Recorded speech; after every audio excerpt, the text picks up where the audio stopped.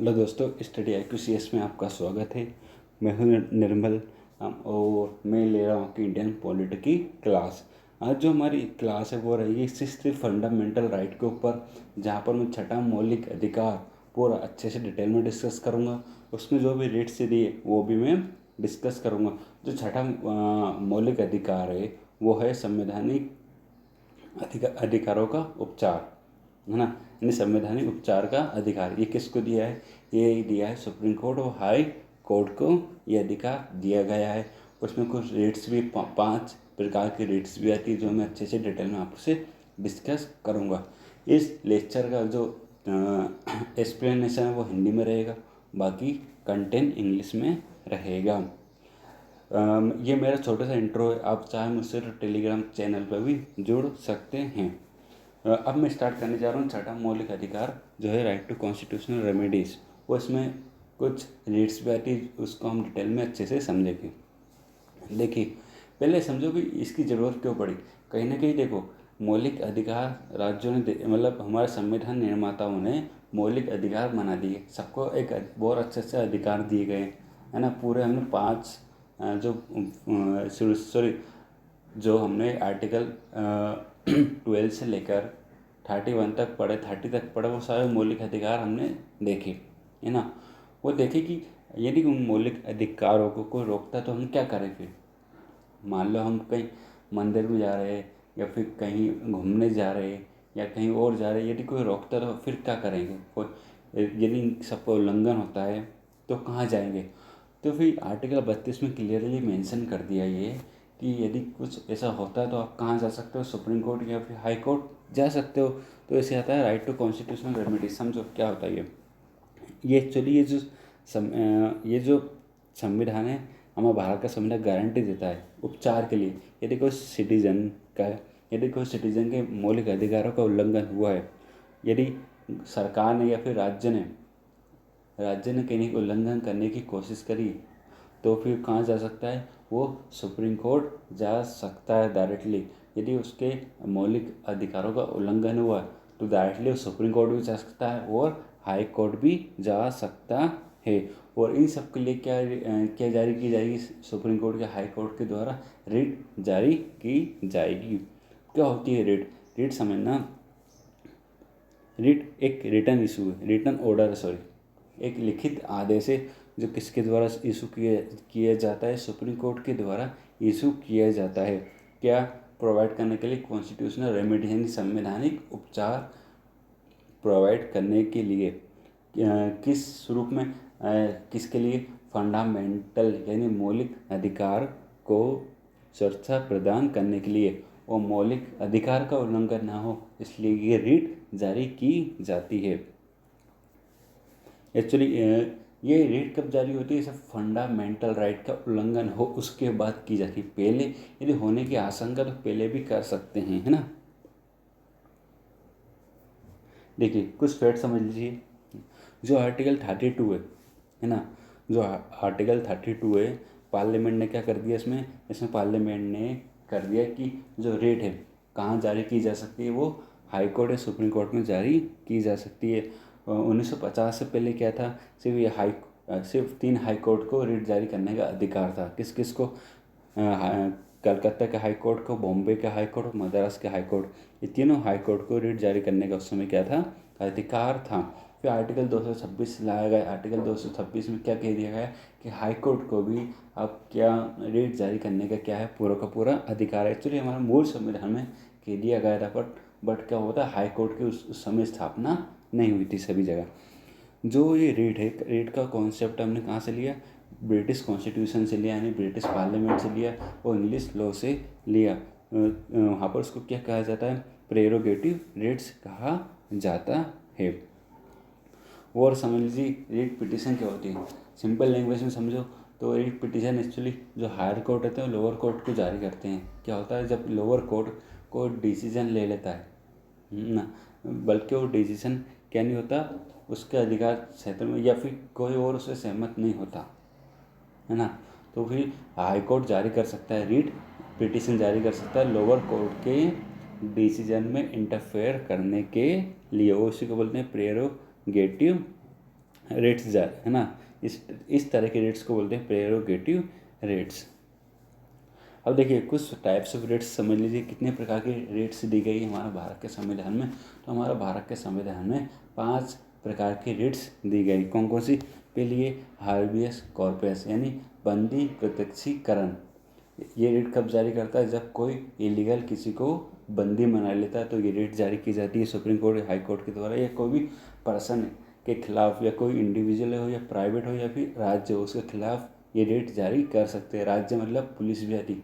यदि पुलिस आपको इलीगली उठा लिया फिर कोर्ट के सामने पेश न करो तो रेट जारी की जा सकती है। सर्टियोरेरी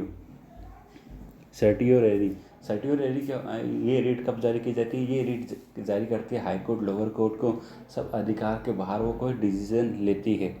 प्रोविज़न, ये उन लोअर कोर्ट की, हायर कोर्ट लोअर कोर्ट की उन एक्टिविटी को रोकती है जो उनके अधिकार क्षेत्र में नहीं आती।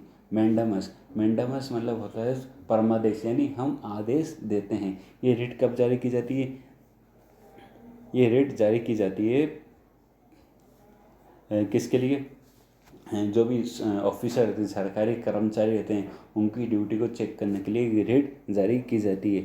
फिर आती है क्यू वारंटो कब जारी की जाती है? मान लो किसी अथॉरिटी चेक करने के लिए, यानी किसी कर्मचारी ने कोई पद धारण करके रखा है तो उसकी योग्यता क्या है ना, वो उसको चेक करने के लिए कौन सी रेट जारी की जाती है? क्यू वारंटो रेट जारी की जाती है। ये था शॉर्ट में, अब मैं अच्छे से वो सारा समझाता हूँ। जो पहली रेट है यहाँ पर वो है हार्बियस कॉर्पस यानी बंदी प्रत्यक्षीकरण। जो रेट है वो किसके द्वारा जारी की जाती है? वही हाई कोर्ट या सुप्रीम कोर्ट के द्वारा जारी की जाती है।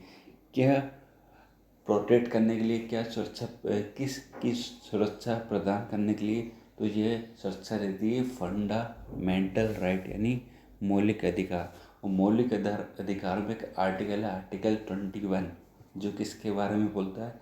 राइट टू लिबर्टी यानी आपको अच्छे से स्वतंत्र जीने का पूरा अधिकार है।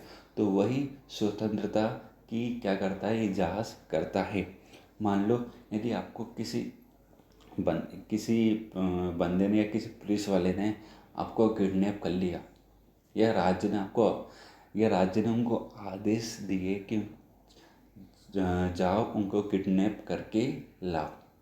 यदि आपको किडनैप कर लिया है ना, तो सुप्रीम कोर्ट या हाई कोर्ट उसकी जांच करेगी, है ना, जांच करेगी। और जांच करने के बाद यदि वो इलीगल पाई गई, किडनैपिंग क्या पाई गई? इलीगल पाई गई यानी गैर कानूनी पाई गई, तो हाई कोर्ट या सुप्रीम कोर्ट उस पर कार्रवाई कर सकता है। यदि मान लो पुलिस ने भी उनको उठाया है या किडनैप किया है तो आप उनको क्या करोगे? पुलिस वाले क्या करेंगे? उसको न्यायालय के सामने रखेंगे। न्यायालय के सामने रखने के बाद न्यायालय को एक वैलिड रीज़न बताएंगे। क्या बताएंगे? Valid reason. यदि मान लो रीज़न वैलिड नहीं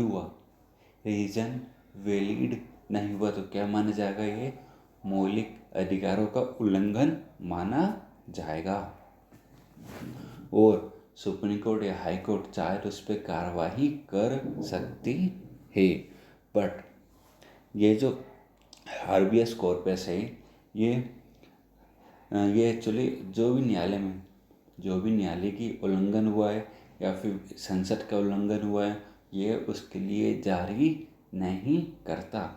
मान लो आपने संसद में या किसी सांसद ने या किसी एमपीस ने संसद में हंगामा कर दिया या उसको किडनैप करवा लिया तो ये उसके लिए रीट जारी नहीं होगी।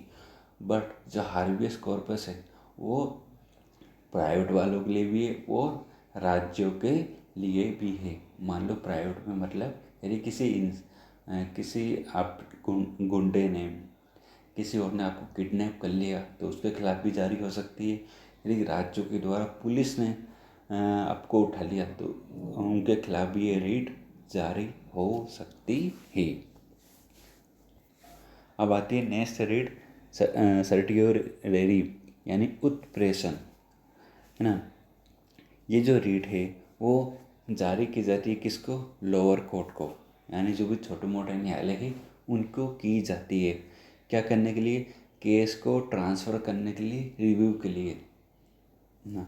किस क्या करने के लिए? मान लो सुप्रीम कोर्ट या हाई कोर्ट क्या बोलेगी लोअर कोर्ट से, जो भी तुम्हारे पास केस है, लंबित केस, उसको हमें दे दो, है ना, उसको हमें दे दो रिव्यू के लिए, है ना, रिव्यू के लिए उनसे वो ले लेगी। किस लिए करती है ये? देखिए कभी सभी क्या होता है, लोअर कोर्ट का इंटेंशन बदल जाता है, यानी अपने अधिकार से बाहर वो क्या क्या करने लगती है? जजमेंट देने लगती है। ऐसा उनको लगता है। किसको लगने लगता है? ये हाई कोर्ट या सुप्रीम कोर्ट को लगने लगता है, तो वो इनसे वो केस ले लेते हैं।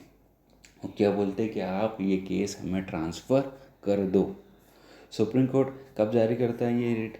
रिट जारी करता है in case the decision pass by lower court is challenge by party.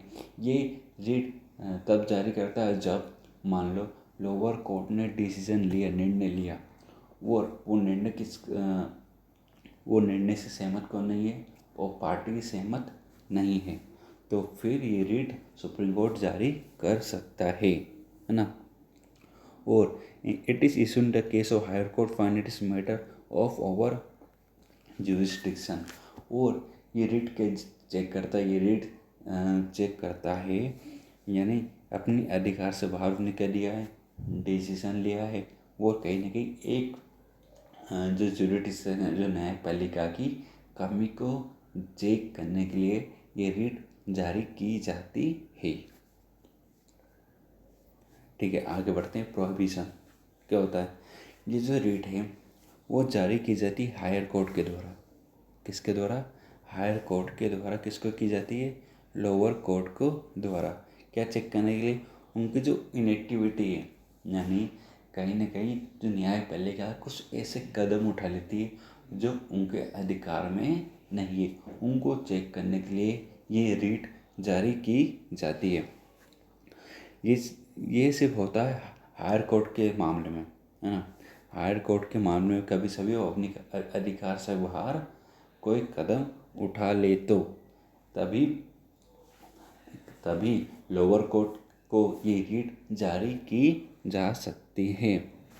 But ये रीट है सिर्फ जुडिशियल और क्वासी जुडिशियल बॉडी को जारी कर सकते हैं, ऐसा नहीं सभी को ये रीट जारी नहीं कर सकते।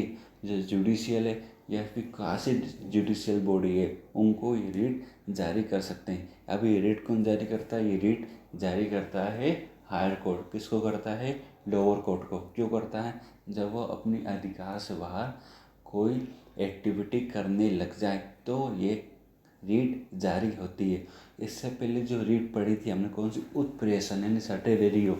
उसमें क्या, यदि कोई मान लो यदि कोई लोअर कोर्ट ऐसे कोई डिसीजन दे दे जो जो कहीं ना कहीं उससे वो पार्टी सहमत नहीं है और वो चैलेंज कर दे कहाँ? सुप्रीम कोर्ट या हाई कोर्ट में, तो सुप्रीम कोर्ट या हाई कोर्ट ये रीट जारी कर सकता है। अब आती है मैंडामस यानी परमादेश।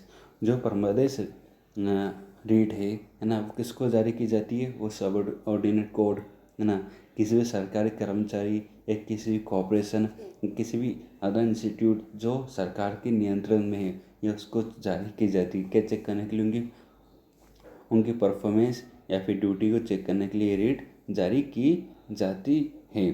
वो ये रीट है, वो जो रीट है वो इंडिविजुअल को के लिए यानी प्राइवेट इंडिविजुअल के लिए जारी नहीं की जा सकती। इसमें हार्बियस कॉर्पस लिखा है ना, हार्बियस कॉर्पस में की जाती है, बट जो मैंडामस में उस पर नहीं की जाती है ना। जो मैंडामस रीड है वो सिर्फ यूज़ की जाती है क्या करने के लिए?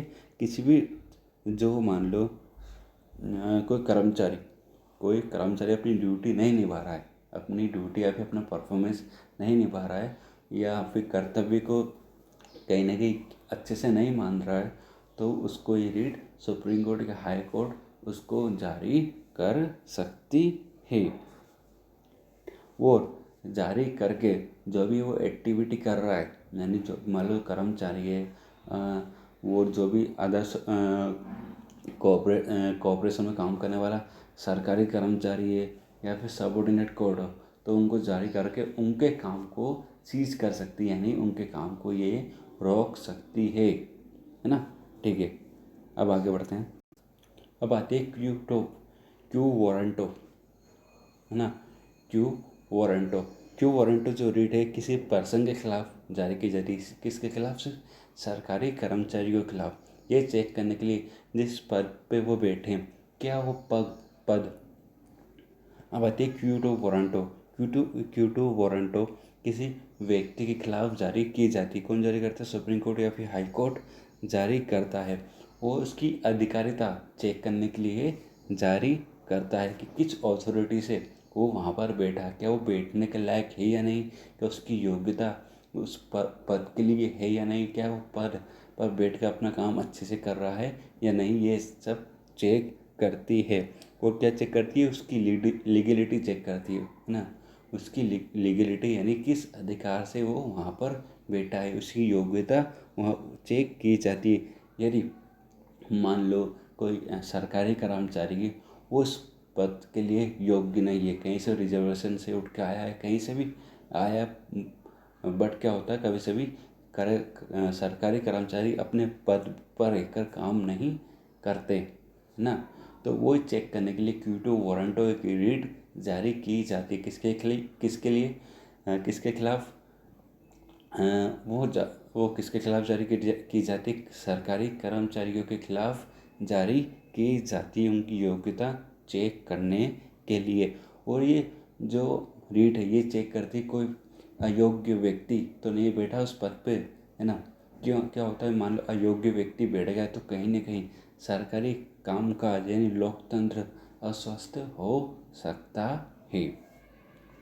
तो दोस्तों ये थी पूरी हमारी चारों रीड और आर्टिकल 32 जो हमने अच्छे से डिटेल में डिस्कस किया है। ओके, इस वीडियो ज़रूर लाइक शेयर और सब्सक्राइब ज़रूर करिए। Okay, thank you very much.